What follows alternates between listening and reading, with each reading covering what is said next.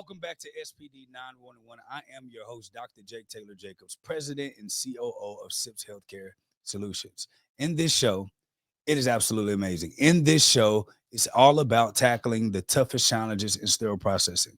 Whether you're on the front lines or making high level decisions, we're here to equip you with real solutions to rescue and elevate your department. Each episode, I'm typically joined by our Director of Clinical Compliance, Sharon Green Golden, a leader in compliance and regulatory standards, and our Director of Clinical Operations, Derrick Jones, a specialist in operational efficiency and team development. But today we have our founder, our leader, the one who started it all, the Queen Don herself, Karen Cherry Brown, and together we'll be breaking down the critical issues affecting SPD and provide actionable strategies to help you stay ahead. SPD 911 isn't just a show. It's your emergency response team for sterile processing. We tackle compliance concerns, streamline operations, and help you grow as a leader in the field. If you want to participate live, ask your questions, join the Executive Edge community. It is free and the only way to engage with us directly. Every episode will break down compliance and operational issues with expert guidance from the experts we have in-house, because when it comes to sterile processing, every decision matters. Join us live every week on Wednesday at 12 p.m. Central Standard Time to catch the greatest central sterile processing live show on planet Earth. What's going on, team? Hey, good afternoon. So glad to see you, handsome gentlemen. Look, first of all, I want to say something about that SIPS that my husband set up under there. He put a little SIPS. I want to point that out so we know that we aren't little SIPS. We are S capital P capital S. There you go. But I do appreciate my husband setting this up, and I appreciate you all having me on here this morning. Hey, she'll give a shout out to her man. Well, I want to say that it is an extreme honor and a pleasure to share this platform and to don the logo that you created on my shirt and sit on this show with you and someone that I look up to as a mentor, family, all of the above. So thank you. And I'll sign off now and just listen in, Dr. J. Hey, but one thing, try to take out your webcam and your camera. It keeps glitching on my side. I don't know if it's glitching over there. Iggy, is it glitching? Okay. He's glitching. Okay, so we want to get that because we don't want to take away from that beautifully manicured beard you got there, dear black man. And KCB, look, I got it on too. I love it. So yeah, there you go. Connecting OR and SPD. Hey, listen.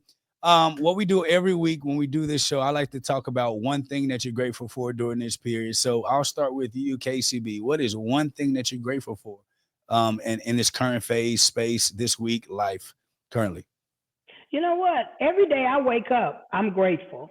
And so for me, I'm grateful for another day to be able to work on something that there's a challenge, because challenges are what keeps me going. So I'm grateful to have great people that support me and allow me to be able to continue to work with people that may need assistance. Awesome. So since DJ isn't here right now, I'm going to say I am grateful for this space and season that I am in, and that the company's in. I'm in a great space myself. And SIPS is in a great space in itself, and we're just consistently growing. We have so many more executives of facilities reaching out to us and asking us for our consultative services. We had an 8 a.m. meeting this morning with a hospital system in New Jersey, so we're excited. Yeah. Again, like I said, grateful to have great people that allow me to wake up a little bit later. But as always, KCB, it is a joy to have you here on the screen with us. Ignacio is going to take DJ off until he fixes his camera, so it'll just be you and I for a little bit. But you typically watch the show. You watch all of the stuff that we do here, monitoring like a proud mama. But one of the things that I think that is very important is for us to actually hear from you before we even get to the scenarios and episodes, because we don't get a chance to be able to spend a lot of time with you. When you started SIPS, what was the biggest a reason that made you want to actually start SIPS and celebrate? We're here celebrating 20 years this year. What Hmm. was that Yeah. initial reason for starting SIPS? And yeah, we'll start with that. Um, Actually, being at a facility where there were three different consulting companies and five different agencies that sent, it was probably about 20, 25 techs at this one particular hospital. So it lets you know it was a big facility at that time. And I just felt as though there was so much debacle that there was an education piece in there, and then interim management and whatnot, and then the techs. Right. But none of the companies were working together. They were all in silos. And I felt as though for the hospital, for one, to contact these different companies, they really needed help. And so I didn't feel they were getting the support that they needed because everyone had their own initiatives, their own agendas, and not working together. And just, so disappointed with this hospital not being able to move forward because it was, like I said, such a debacle in silos. And I thought it would be great to have one company that provided the education piece, the management piece, the tech piece, process improvement, all under one umbrella. Thus, 20 years ago, SIPS was formed. Good. And so I know you kind of see a lot of the changes that are happening in the sterile processing space. So my question to you is, what excites you about the space of sterile processing today, that y'all dreamed about when years ago when everyone was participating in sterile processing as just a extra job in the hospital. Now it's time Mm-hmm. for a real Yeah. profession. So for me, I remember starting in sterile processing, and I just loved it when I really understood what we did. And when I heard and I thought it was just unique to that one hospital. It was my early 20s, green to it, and sterile processing was a well-known secret, a best-kept secret, I should say. And so when I started going to different places and hearing all the problems that people were having, and then I heard one doctor call us the stupid people downstairs. So Mm, I was just kind of deflated. I was like, nobody understands us. Nobody knows what we do. And even when we would have different facilities, different departments that would be recognized every month, it was like no one came to start process. We did. So from the mid earlies, when I started to seeing where we are today, we are not the best kept secret. We are the forefront. CEOs, for the most part, in which one of the things I used to always do was ask a CEO to come to the department, ask the C-suite to come to the department so they could understand why we needed what we need when we asked for it.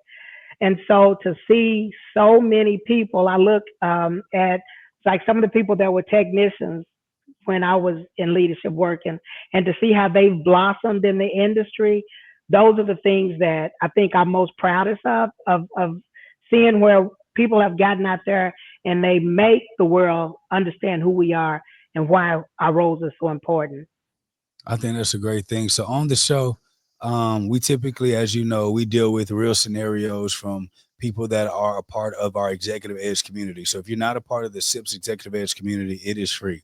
All you have to do is go to SPD911 to engage live and to be able to answer these questions, because soon in the future, these shows will be cut off in the middle of the show and it will only be shown inside of the executive edge. So you want to make sure that you're participating in that community and not missing out. SPD911.com. So Okay. I want to talk about a scenario from one of the leaders inside of our community. And they said that there was a sudden influx, KCB, of emergency surgeries that require rapid return of sterilized instruments. And it challenges the department's capacity and protocols. SPD techs are feeling overwhelmed and mistakes are bound to happen. So the question to this scenario is, how do you handle the pressure of managing multiple urgent sterilization requests without compromising quality? So if it was an emergency, like let's just say, I don't know, I'm just gonna say a couple different scenarios with emergencies. Sometimes we're saying, it's an emergency because it was poor planning on someone's site. Someone didn't look to see that there was only one set and we were using that 3 or 4 times, and they were booking those back to back. So if it's one of those scenarios, either way it go, you have to work with the operating room or ER, wherever the case may be that we're trying to get these instruments to. And so that's the first step, working together.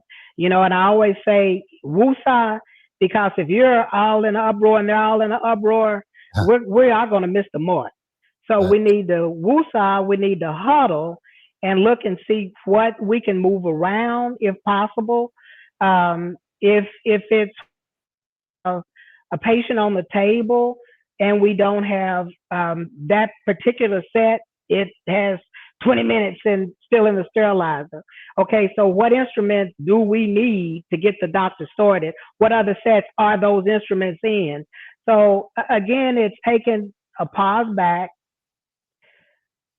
putting our heads together, strategizing how we're going to make this happen. Because it can't happen. We're always going to have a scenario where there is an emergency. It's Right. just strategizing, thinking outside the box, putting on that critical thinking hat, and and supporting our team, not yelling at our team, supporting our team by following up to see where they are. If you need to put 2 more people in there to get it moving, then do that. Stop, pause, reevaluate, and keep it moving.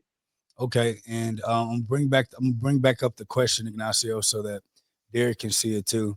Derrick, the question is, how do we handle the pressure of managing multiple urgent sterilization requests without compromising quality? And I'm going to add something to it. I got a little twister for you. With a limited budget.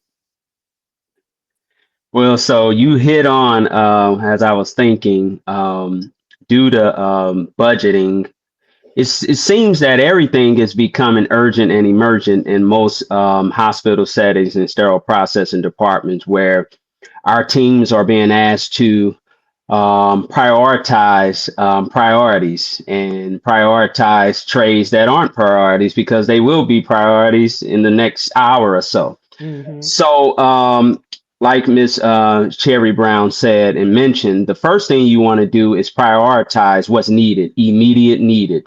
And this all starts with communication with our OR partners and customers.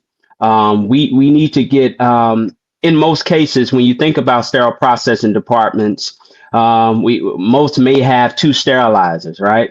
So we got to make sure that the information and communication is accurate, because we only got one time to push the start button on that unit to reprocess those instruments. So we want to maximize the loads. So if there's more than 1 or 2 sets needed for that priority case, then we want to make sure we capture all sets and all instrumentation needed, so that we can get it back in a timely manner and we can provide accuracy.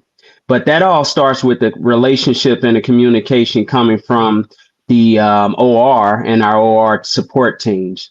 Then that communication follows down to our supervisors and our teams in the sterile processing department, so that we can have a plan, we can strategize what we'll put before that, what goes in, how to maximize the load, and how much time that we can communicate back to when those priority sets are needed. And then at the end of the day, if we have an effective supervisor or leadership team, we will make a detailed report, because this will happen again. And we need to look at the risk factors.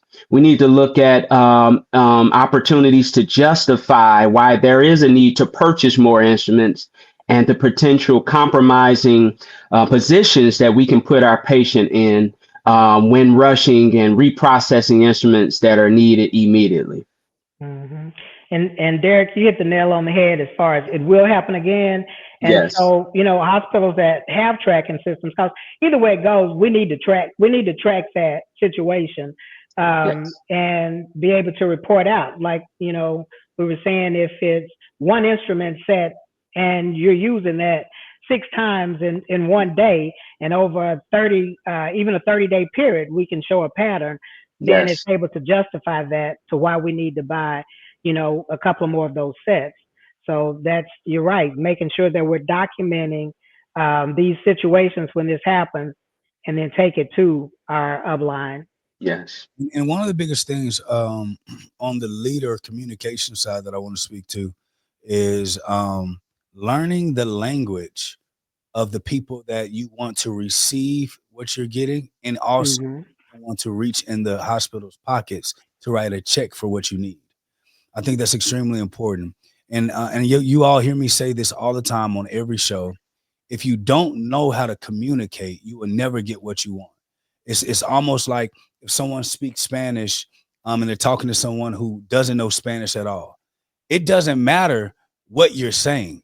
Even if the person could help you, they honestly don't understand Mm-hmm. what you are saying. And when it comes to communication, although we all speak the same language of English, how it's received and transmitted is dependent upon the person, their environment, their upbringing, and the conversations that they're having regularly. I'm talking to my upline. They're not talking about tasks all day with their peers. They're talking about business structure, departmental functions, budgets, budgets, budgets. Okay. That's what they're talking about. And then making sure that on the quality side, from a departmental standpoint, for multiple departments, for many, you will see a lot of leaders having multiple titles simply because they're juggling kind of multiple departments. So when I'm considering wanting to communicate to my upline, I have to put myself in my upline shoes and say, if I have a lot of emails, I can only imagine how many emails they're receiving. If I'm under the gun, I can only imagine how much under the gun my upline is. So what can I do to ensure that they don't have to do as much work to help me get what I need? Which is why when you get inside the executive edge community, we teach you how to write an S bar. We teach you how to communicate with your upline leaders. We teach you how to communicate with your executives in the language that they naturally speak, especially knowing that a lot of our upline leadership don't have any experience inside of SPD. And so I've heard a lot of people, KCB and DJ, complain about my upline don't know nothing, my upline this, and my upline hasn't been in this industry. And we communicate that amongst our staff and our peers, not understanding that that information will always get back up to your upline. That you spoke bad, you spoke does not help with the relationship with your upline. Considering the fact that they don't know SPD, you as a manager should be communicating and teaching them, showing them, hey, come down here when you have a chance. I actually want to show you something in demonstration, as Sharon Green Golden said, and demonstrate what your needs are. And then as you're writing a proposal, as you're asking for a request, doing your due diligence to explain the problem, create the solution, talk about the budget, and then communicate to them how that benefits the hospital in totality, other than just saying it helps with the patients. Because to your upline, everything is supposed to help the patients. That's patient, right? And everyone has an emergency, and every department needs more equipment, and every department feels like they need more FTEs, and every department feels like they need more supplies. So you learning how to communicate so that you can learn how to cut through the noise of everyone else's needs so that your needs can actually be fulfilled. Yeah. And Dr. Jake, is funny. And I'm gonna take it back to even being a business owner. I remember early on, one of my employees said that I needed to come learn all of their jobs because that's what I needed to do. And so I politely told her, no, I don't need to learn all of your jobs. Actually, I wrote the job descriptions, but I need for you all to do your jobs and let me know what it is that you need. And I'm gonna take that to a C-suite. There are so many departments in the hospital, and I've heard when I've been in different hospitals, they'll say, the person we report to, they don't even understand sterile processing. Well, they aren't. That's not what they were hired for. They were hired to make sure that operations were met. So I'm gonna say this to all of my leaders in sterile processing: you were hired to understand sterile, that they hired you because they expect you to know sterile processing, but as a leader, they expect you to let them know what your department needs in order for you to be successful. So I say, let's get out of that mindset of they don't know. As Dr. Jake was saying, your job is to educate them on what you need. As far as them knowing the day-to-day ins and outs, that's not what they were hired for. Yeah, because a lot of, to your point, KCB, a lot of us treat our work relationships like we do our intimate relationships, our spousal relationships, our friend relationships. You're expecting me to know what you need at all times when you need it without first verbally communicating to me that there is a need. I cannot know all your whereabouts and all your needs every single day as I'm in my own body with my own responsibilities bringing to this family just like you. And so a lot of us actually, I like to tie it personal, KCB. A lot of us should actually observe how we communicate in our personal life and that we have in our personal life and realize that also could be a reason why you're underperforming and communicating in your business. You're professional. Yeah. Separate the two. Just because you're right. Professional doesn't mean you're communicating in a way that can be received. I agree with that. So I think we did good answering that, DJ. I think we jumped that scenario. So I started sweating when you start talking about personal relationships. Wait a minute. Slow down, right? He said, we're talking about SPD, Doc. Right. SPD, right.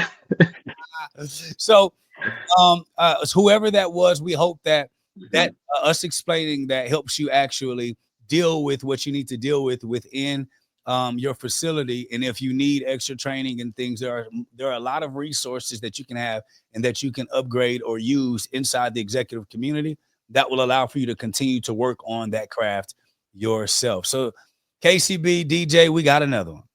All right, bring it on. Lost in mislabeled instruments, child.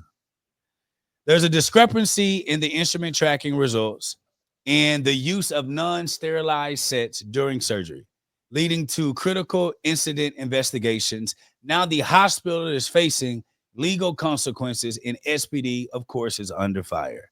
The question is, what measures should be in place to track and document the sterilization process for each instrument set? And how do you ensure compliance? There goes the question right there. We would love to hear what you have to say. Derrick, you rocking and rubbing your head. Did you want to take that one? What measures? Go ahead. I'm sorry. Go ahead. Repeat it. Are in place to track and document the sterilization process for each instrument set, and how do we ensure compliance if this is an issue and SPD is under fire? Well, so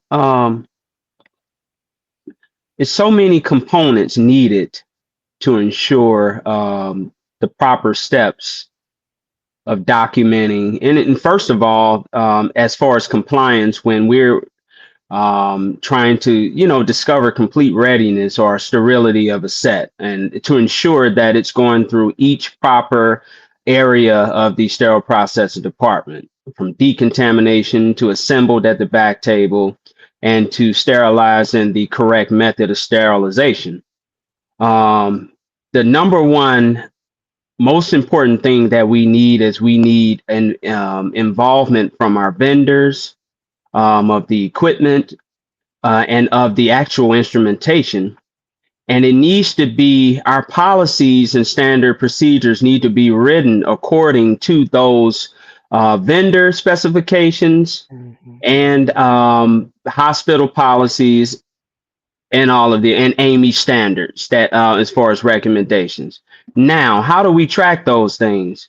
It starts with proper training, of course, our tracking system, the various components or various programs instilled in that tracking systems, from being able to access IFUs, being able to access cleaning procedures and steps, and being able to serialize each instrument or tray in order for us to acknowledge that each method needed to clean this set, assemble this set, and sterilize this set has been signed off and checked by a sterile processing technician.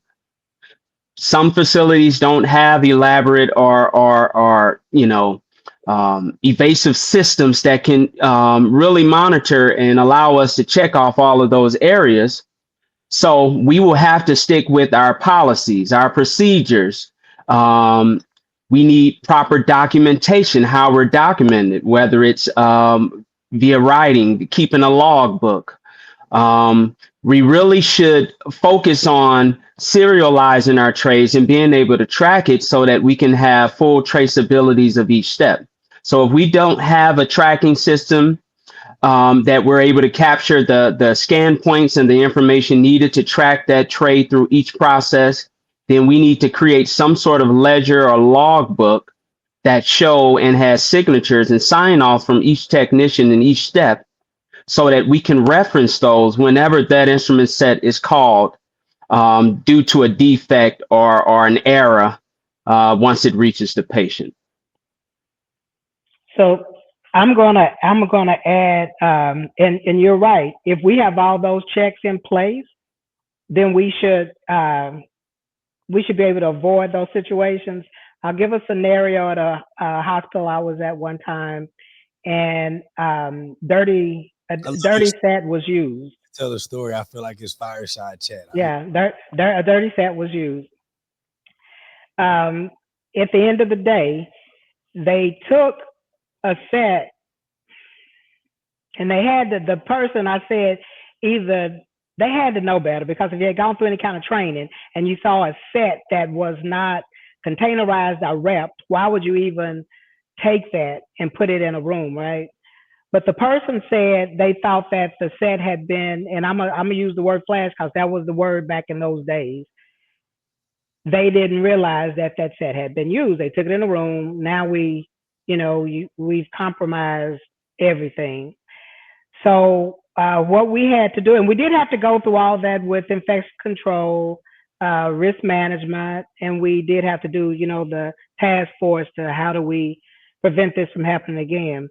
I'm proud to say I was in there in interim, so I didn't own that. I was able to go in there and help fix this. And so what we did realize, because of the fast pace, that we needed to label those carts clean and dirty. So we had, the carts went up. We put the green clean tag on there. Once things went in the room and it came out, then it flipped to where we had the red dirty, to prevent situations like that from happening. And, I know it's many scenarios where that will happen if you don't have a process in place. And it's, we're moving fast. It's just a fast paced situation. And so with processes, we need to put processes in place when we see that we are at risk in any scenario, being proactive. I think that in theory, and you all tell me what your opinions are on this. In theory, it feels like everyone says put processes in place, right? Put these processes in place. Put these processes in place. Yet they're not being fully put in place, or they're not giving the right amount of time for people to adapt to the new processes as it pertains to the department getting better.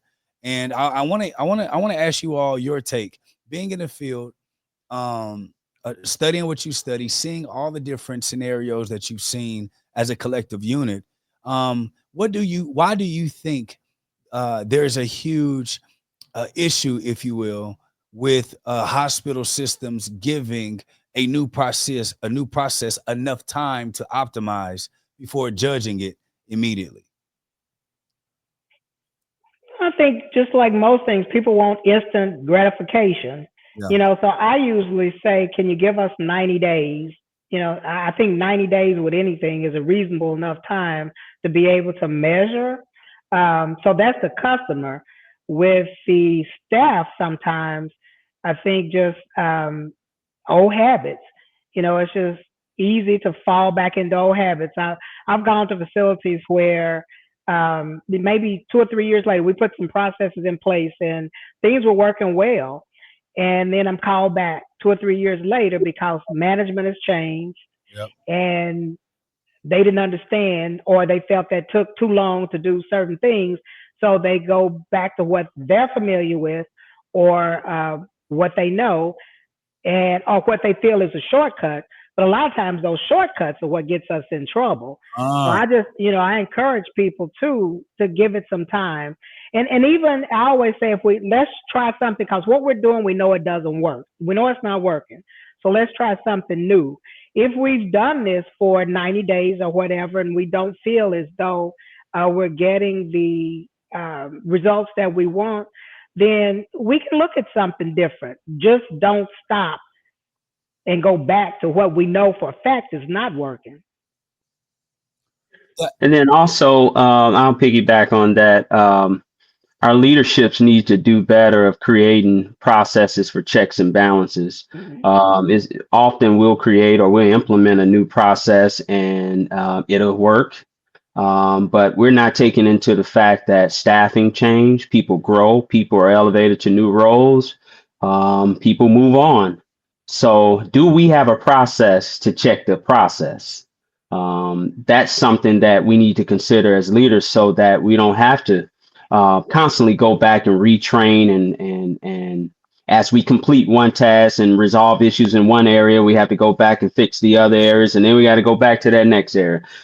So creating those processes for checks and balances and helping our leaders to understand that is what being a leader is overseeing everything, ensuring that those things that we taught are in place and are working, and looking at ways to be proactive to make it better, make the processes better, fine tune the processes, or see down the road that, hey, we may need to change due to, plan ahead for the future. We got to be better at planning ahead for the future. And Derrick, I'm one that loves to celebrate those wins. And so when we put those processes in place, so we knew whatever that problem was, that, we put this process in place, or whatever problem we didn't want to have. So, sharing that with the team, showing what last month or last quarter looked like versus where we are now. And I'm one that loves to show that to my clients as well. Just want to let you know, that 355 discrepancy or whatever it was that you were saying, we have half of that, or whatever the case may be, to let them know too. We're proud of where we are. Yes. Yeah, I think this is typically where a partnership with SIPS comes in, because what we have identified is that there are a lot of talented leaders that are in SPD, just as there are some that are not as good. And a deficiency that I've been able to see across the country, and it honestly has a lot to do with hospital systems, their lack of investing in your talent and truly making sure they have everything that they need to be the best that they could be, regardless of if they leave your hospital or not. You should want some type of programming so that you can actually develop a little bit of those skill sets. And one of the biggest skill sets that I see a lot of leaders have never been trained, or they're not as good at, because we talk about process creation, which is essentially a program. You're creating a program, a process for your organization to be onboarded onto. And I've seen that there's just a lack of development in people's ability to actually create a process and create an onboarding program, and then offboard and then move it in those areas. And I would actually like to ask you all, especially when it comes to looking at development of leaders, where do you feel leaders lack in that area? Have you seen exactly what I've seen, or are you all seeing something a little bit different from your eyes and your perspective? For me, with all due respect, a lot of sterile processing leaders became leaders because they were good technicians, and they were never given they were never leaders. They were just great technicians. And, fortunate for them, they were able to get the opportunity to go up the ladder. But unfortunately for them, facilities didn't give them the tools they needed to be successful. I used to use this little, when I was used to do a lot of speaking engagements, I had this little clip of Barney Fife. Andy Griffin gave him a badge and told him, you're a deputy now. And Barney was like, great. What does that mean? The same thing. We give someone a leadership title and say, you're a leader. And they're like, great. So what do I do differently? And a lot of them don't know what to do differently because no one's ever given them, the tools to be a successful leader. And so I was called in to a lot of facilities to mentor a leader. And that's teaching people how to take that worker bee cap off and to lead. And a lot of leaders that come up through the ranks, they're more concerned with, I don't want people to think I've changed. Well, if you didn't change, there's a problem because you aren't Joe Blow technician. Now you are Joe Blow, the leader. So you have to look at yourself and say, you even have to go and invest in yourself. If your hospital doesn't invest in you as far as giving you the leadership tools that you need, you have to invest in yourself. There's so many things out there that are affordable. So I say invest in yourself and work on your hospital to invest in you as well. What about you, DJ?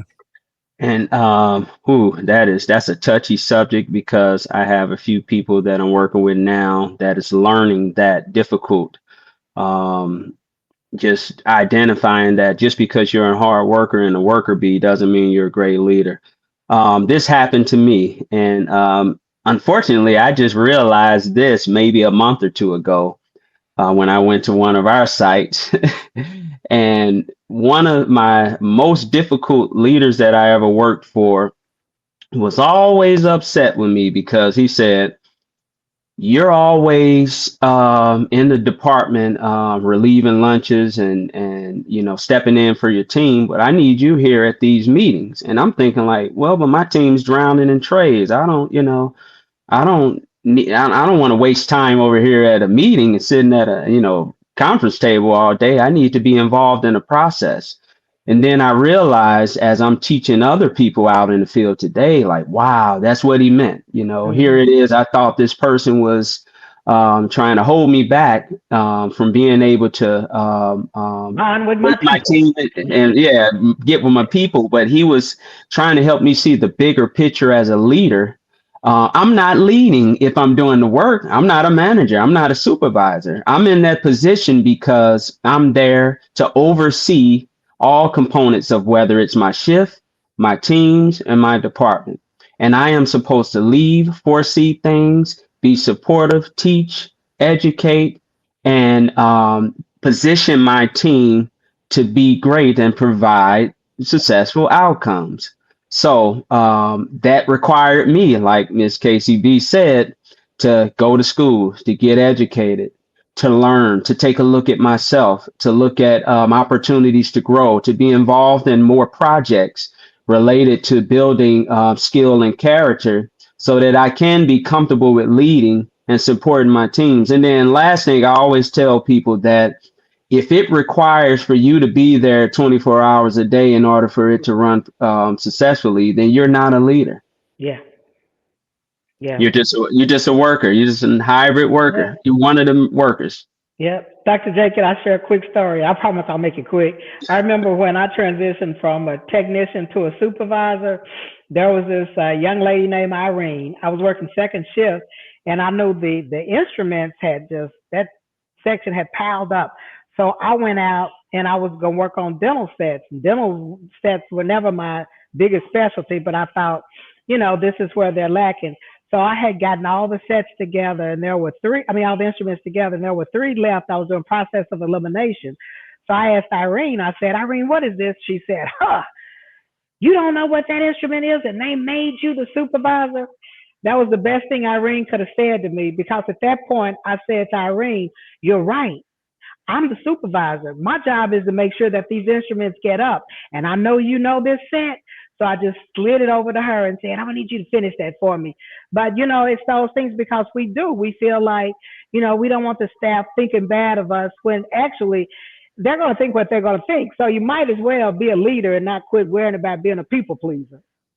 Yeah, and I think that what people fail to realize, I do have a question with that transition period for you all. If you're not in the meetings, who's going to advocate for you? Right. Correct. You're right.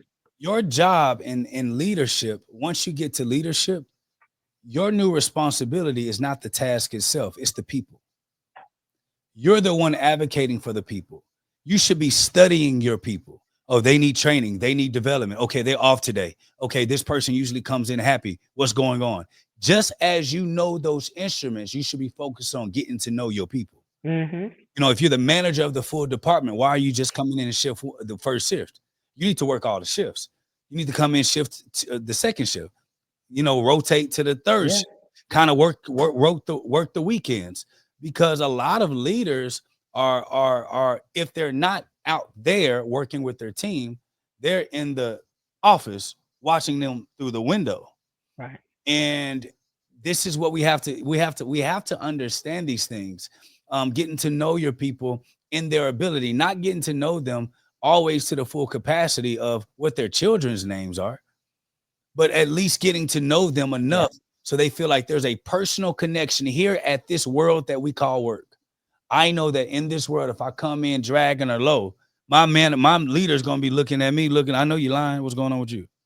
And letting you know, hey, take this shift, take about an hour, get it together. Now I'm gonna chime in, but this ain't forever. Get back in. I got to go and advocate for us. Your number one job in leadership is advocacy for your department, advocacy for your team, marketing the remarkable things that you're doing. Because if you don't market for your department, I guarantee you they will market how all the bad things that are happening. And so you have to be the one that's pushing and elevating the mentality and changing that mentality for your team on behalf of your team. And if you're not advocating and being the ambassador of your department and really ensuring that that's happening, there's no way that you're going to be able to get the things that you want, because the only time they see you is when you're complaining. You're never celebrating. You're never shouting them out. You're not popping up to the OR, making sure that they're good. If you don't have an OR liaison, you are the OR liaison. You should be the one that's communicating and doing those cycles. And your team, you should be coming back and bringing information to your team. Hey, I talked to the leadership upstairs. I told them, Sharon, what an amazing job you're doing. A KCB, I told them that you're the next one to look out for. Hey, Derrick, I did tell him now. You started off hot. Now you're slowing down. Now, next week when I go talk to them, is it going to be the same thing? No, sir. Because when your team knows you're advocating upward on behalf of them, they're not going to think you're gatekeeping them. And a lot of people won't give a lot to the organization if they feel like you're gatekeeping. But I do have a question to go back to. Got a question.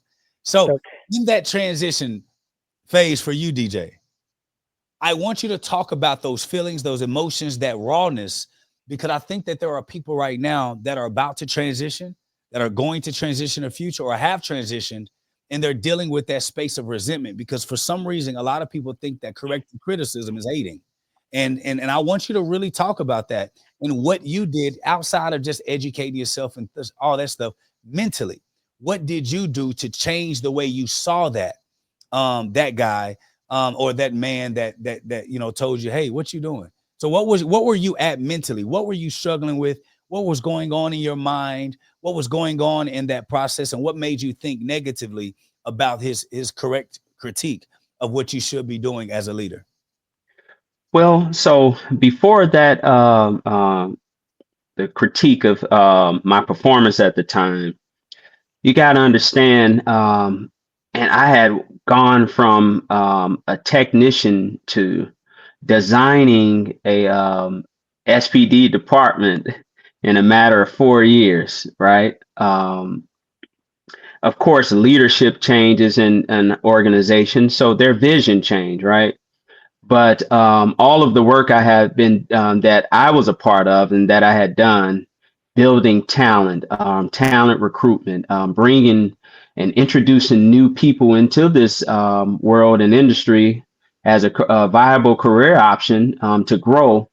All of those things, I I began, once I received that criticism from that, and it was fair criticism, because now looking back, it was the right criticism for what I needed today to move forward. But in that moment, it was hurtful because I only saw the positives and the great things that I was doing, which I thought magnified and was radiant throughout the organization that I was working for. So um, I got a little rebellious.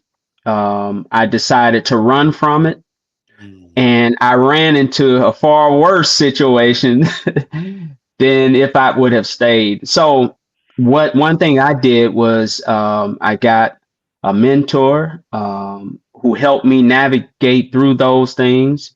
Her name is Miss Karen Cherry Brown. I don't know if anybody know her, but she helped me through that. I began to do other things, and I began to continue to work in the industry, but started to slowly implement some of those changes that he mentioned, because I said, hey, I wanted to prove that I can do both. I want to prove that I can be looked upon to oversee and get people to move and to work for me, not with me. You know what I mean? You report to me. So why do I surrender and work with you? And then often I was misguided because I always felt that that was the only way that I can get engagement and buy-in from my team, is to show that I can work alongside with them. But in reality, as I began to grow and learn and talk to mentors and people that helped me and coach me through these difficult moments, I began to learn that my voice, my history, my journey, my experience, all of that helps with engagement and getting people and leading people. I don't have to lift the tray. I'm gonna be honest, I can't tell you the last time I touched the instrument set or cleaned the tray in decontam. But now, as my leadership and as I am a leader now, I still get the same response because the people believe in the mission and the journey, and they understand that I am knowledgeable from my experience because I can talk the talk. So it made me better today. I hold no grudges. That was just a rough point in my life, but finding a mentor and somebody you believe in that can help you, that has been or gone through similar instances like that, can always help you get over the hump and become better and to look at the situation or the criticism differently. I would encourage you, if you haven't, go and find the brother and reach out to him and say, you know what, you were right. No, make his day. Yeah. Uh, So you know what, and it does. Last night, as y'all know, I'm a city council member. So last night we had something on the agenda, and it's 7 of us, so it's 4-3. In order for something to pass, 4 of us have to say something. So last night, I said, hold up, because I'm the business person, and I said, I don't think that we're making a wise decision, and I said blah blah blah blah blah. So I got a call this morning from a council member that said, because you explained why, you rationalized why this wasn't making sense. He said, I've swayed and voted for, and that meant a lot to me. That council member called me. So I'm saying, I understand what Dr. Jake is saying. And I was, first thing this morning, I was like, well, I appreciate you calling me and saying that. But it goes back to stand up for what you feel is right, even though it may not be popular. And that's even with when we go talk to the OR about things, when we're talking to the C-suite about things. People will respect you if they know that you're making a valid point, because you're backing up. You're saying why you're doing this, even with the hospital paying extra money to get those instruments sets. We're saying, okay, you gonna pay now or you gonna pay later, because we're gonna get sued if we keep going down this route. So let's go ahead and buy that set. But yeah, I wanted to share that because that made my day with him calling, because he's one that nope. If I say it's this way, it's gonna be this way. But yeah, And I he think swayed to the right way. And I think that it's paying it back forward, because as a leader, you pour into so many people, and especially those that you kind of believe in. I knew, Derrick, I had to go back and apologize to my mentor, because he was it felt like he was just on me. And the only thing I would do is say, but I'm your number one producer. Like, what's going on? I'm this, I'm that. And he's like, yeah, I know. And what? And so in my immaturity, I end up surviving, obviously, but my road didn't have to be so bumpy. And I want to stop by saying this. A lot of you all, and I do this because I'm a believer, a lot of you all blame God when God had nothing to do with your bumpy road. Your bumpy road is a consequence of your decision to not listen and take heed to advice of someone that Hmm. love you, even if you don't respect everything that they're doing. Always try to find a rationale behind what they're saying, and don't assume the information that they're bringing to you is always so harsh. The best thing you can do to melt someone's heart that is hard is to sit, listen, and try to gain understanding from their perspective. Right. You will watch the toughest leader melt, because that's just what it is.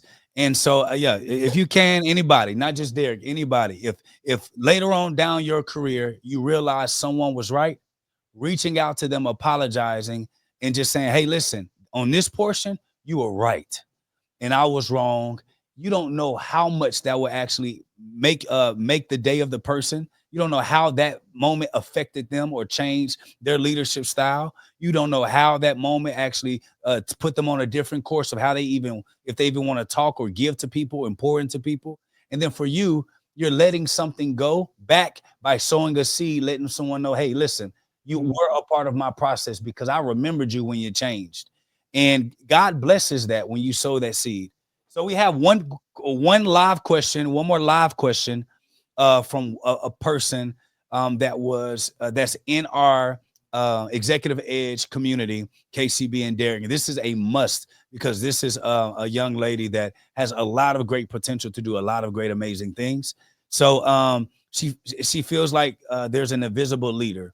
And the scenario is that the second shift processing team is feeling neglected and unrecognized because their manager is primarily present during their first shift.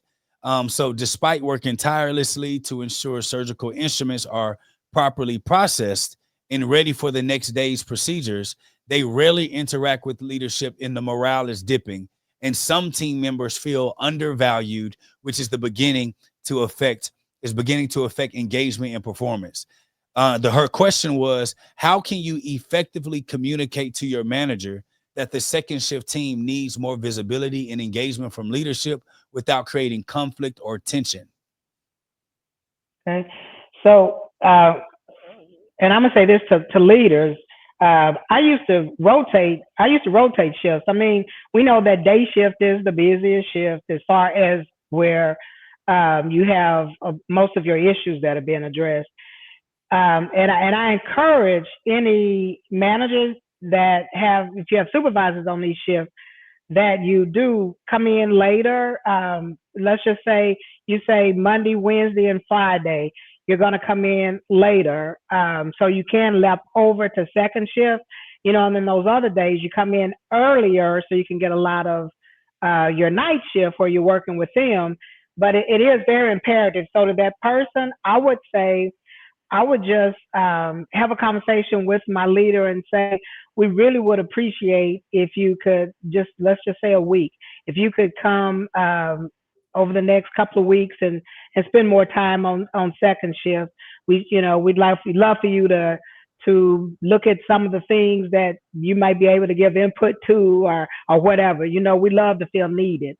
So I just say, just say, we'd love to see you come in on second shift and work, as many hours with us as you can over the next couple of weeks or so. What about you, DJ? Because I know you're actively, when you're on site as a director, you touching everything. So how Yeah. what would you say to this young professional about how to, get that leader's attention? Well, the first thing I would request, if I was that second shift leader, is a regularly scheduled standing meeting with that manager, whether it's daily, it can be 3 p.m.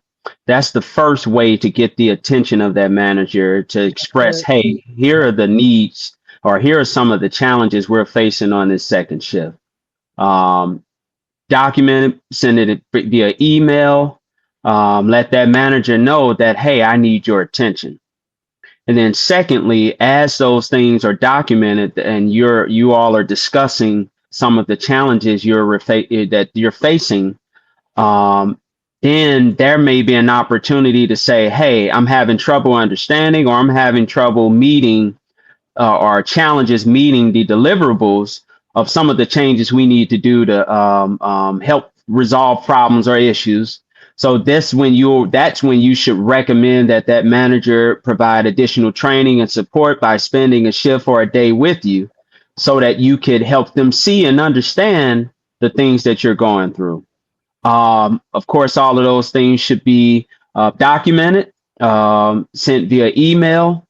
But if you have a good manager and that is willing to support you, because whatever challenges you're faced with, that manager is faced with them as well, because they have to answer to them through their upline.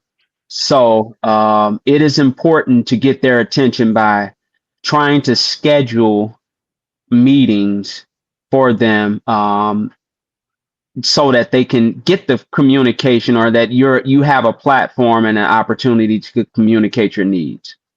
And I would like to veggie back on both of you and say, connect before you try to correct. Mm-hmm. If you don't have a tight connection as a problem solver with your manager, regardless of if you're a supervisor or not, if you come trying to correct, they're immediately going to disconnect. Right. And then give you reasons. You got a supervisor, you got a team lead. I don't need to be there. You don't tell me how to run my department. Mm-hmm. So it's a delicate approach to have to coach up than it is coaching down. But this is where the skill of actually learning how to maneuver Right. politically. Sometimes in order to create change, I need to learn how to coach up in a great way. And you do that first by connecting. So how do you connect, Dr. Jake? If you work second or third shift yourself, coming into first shift, even off on your off day, even if that's not your responsibility, come early to work where that first shift is and connect with that manager. Tell them, hey, you're doing everything. We're doing great. There's a lot of things humming. I'm seeing some stuff, on the second shift that I would love, if you had time, I can kind of just let you know what's kind of going on. But you want to, when that connection, just like anybody, tell me what you see me doing right first before you come to me telling me what you see me doing wrong. Right. All are humans. We're humans. And they're in their bubble of their own life as well. They probably work the first shift because they have children to pick up. They got some grandchildren. They got some other stuff. They got a lot of other things just like you do, operating and working within your facility. Okay. And sometimes a lot of them aren't aware that that's an issue, because this is just something that has always been done. And so when it comes to that, I say first, you're connecting by first showing grace and trying to put yourself in their shoes. And once I do that, I just can't say we need you. Things are going down. These are going bad, because I'm another person bringing another fire that the manager has to put out. Okay. So once I connect, and that connection may take a couple of times. Because if that issue that's happening inside your department didn't happen overnight, so trying to get it to fix it overnight is not going to work either. So once I'm connecting and I connect, once I do that, and they open up and say, hey, tell me what do you kind of see that's going on? Once you show everything that's going on, but also talk about the things that are going right. Before I give you all the stuff that's wrong, morale is down. They are hard workers on second shift. We bust our butt. We love to be here. And I'm only bringing this up because I just want you to look good. And in order for you to look good, we all got to be on the same page. Woo! When you do that, when you tell somebody, I just want to make sure that you look good, they gonna come to that shift. Okay. You say that I just want to make sure that you look good. Here are all the things that I wrote, just as Derrick said, that I notated that we're doing right. But here are also all the things I think that just your attention can kind of help us do better. And whatever anything extra, you let me know, I will do it, because I don't want any more burden on you. If we can do it together. I think that some of them just need to see you. Honestly, just to know that they're valued. They'll be like, I never thought about that. Then they're going to come, and guess what? If you're not the leader, guess who they're looking at next? Because they've never seen anyone that just come up and say, I want to make you look good. And I'm gonna give you another one as a case point. Even in my partnership here, me personally, as president CEO of SIPS, my job is to make KCB and Donnie look good. But that's my job. My job is to make them look good and shine good. They already good. My job is to ensure that I do nothing to make them look bad. My job is to make sure that even things that I think it requires their attention, to find a way to ensure I'm edifying all the great stuff that they're doing and saying, I think that if you just do this, you're fine. And it will behoove you the amount of resources, opportunities, connections, situations that you will be invited in when your leader knows that you have their back, regardless of if you're a supervisor or not. Because most leaders are just looking for people that has their back. And we're going to finish. I want you to answer the question.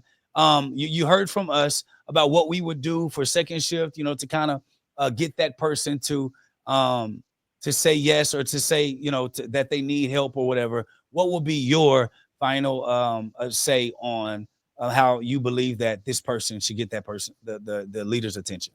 Well, and I agree with, the things that were said. And like I said, for me, it is that communication and that humbleness. You have to be, humble about it. And where you said, can you just come in and work with second shift for a little while, just because there are things that I feel we're doing right, but there are things that I feel we could do better too. And I value, your input. And so I would just love for you to be a part of helping with us being the best we can be, because something you said about being a part of us, I used to always say, I'm an extension of you. And so I want to be able to run this shift, this department, wherever it is, that you aren't getting any phone calls. So you can come in the next day and feel good about it. And I mean, what true leader wouldn't want to come and be a part of that world? So if that means me coming in at 11 to 7, if that means me coming in 3 to 11, I'm going to be there. And I think if you just remember to take your feelings out of a situation and put the best interest of the department, it's a win-win. And for that person that is about to give up, I want you to give them some advice from Karen Cherry Brown. I'm giving up. Sterile processing isn't for me. I know all of that. I want to hear from you directly to that person who has great potential to truly create change, that's on the verge of giving up. What's your moment? What would you say to them? Never give up. I mean, if you have a true passion for sterile processing, don't give up. And every organization is not a best fit. Being real, you may be under that leadership that you aren't going to be able to learn from, to grow from. And so if you have to pivot and go to another facility, then do that. But don't give up on sterile processing. Don't give up on something that you love. And if you listen to some of the nuggets that we said today, it's, the first thing is that communication.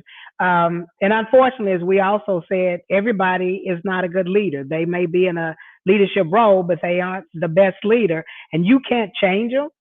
The only thing you can change is your outlook. And so if you have that leader that's not the best, but you love the place that you're at, you're going to have to make a decision to work with that leader and communicate effectively and but don't give up.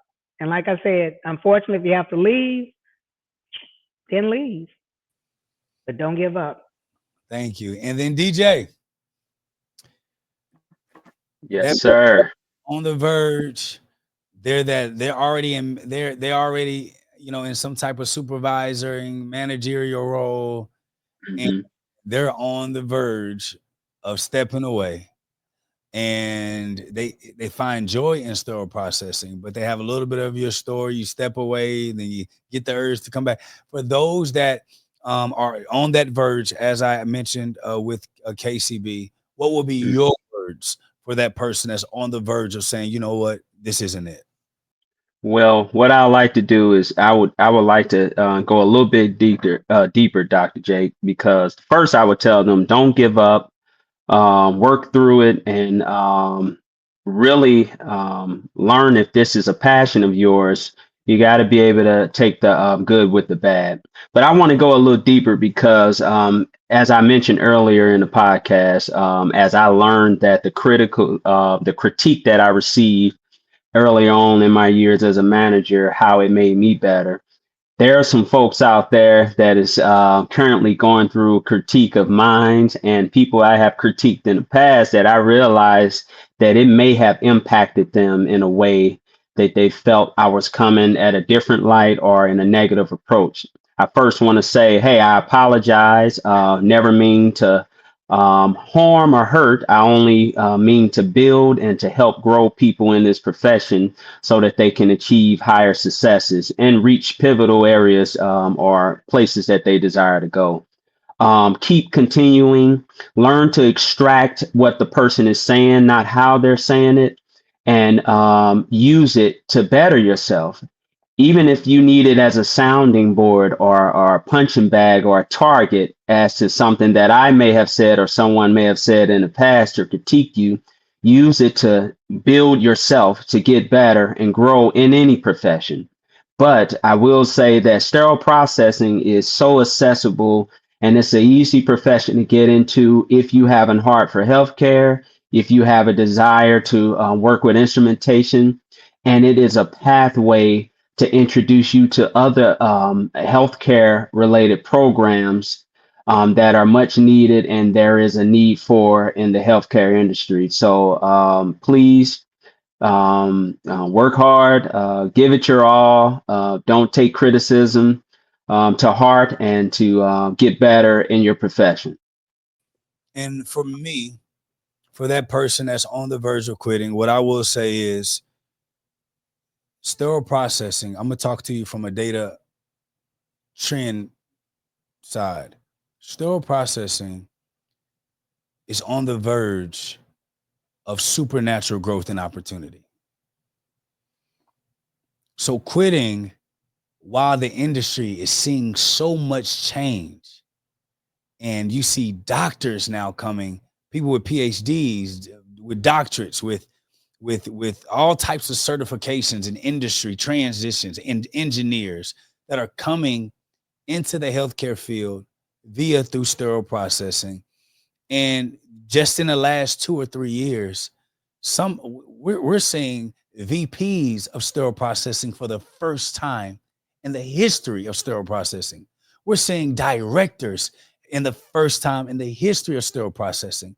So the career ladder is continuously growing and growing and developing because the technical skills that are now needed to run in sterile processing aren't as antiquated as they once was. Then the second thing I want you to focus on, that this is about your journey, nobody else's. Nobody should be able to have that much control over your development for the future that you want. Because if you truly want to lead, and I'm talking to those that want to go from the basement to the C-suite, you have to learn how to navigate all types of personnel, personalities, people you don't like. When you're running the C-suite of an organization, you're going to have a surgeon that you absolutely despise, but he's the best thing you got. How do you handle and maneuver and develop around that? So you want to make sure that every day You're going in every day with an objective of something that you want to master. And then once you do all that mastering inside that department and you can't grow and you can't develop anymore, leave. Because you can get training through our executive edge. You can get training through our masterclass. You can get training at our Scrub Ball Conference of Leadership. We have plenty of things that you can read, that you can study, that you can learn inside of our executive edge through SIPS Healthcare, where you can get the other stuff that you need. But what you need to learn is communication, emotion, intelligence, learning how to go into work with objectives of your development outside of getting lost in the mundane task of everyday work. Because the purpose of this podcast is to inspire you to be a great leader. We have 3 podcasts that you can listen to. This is the only live one. This is SPD 911.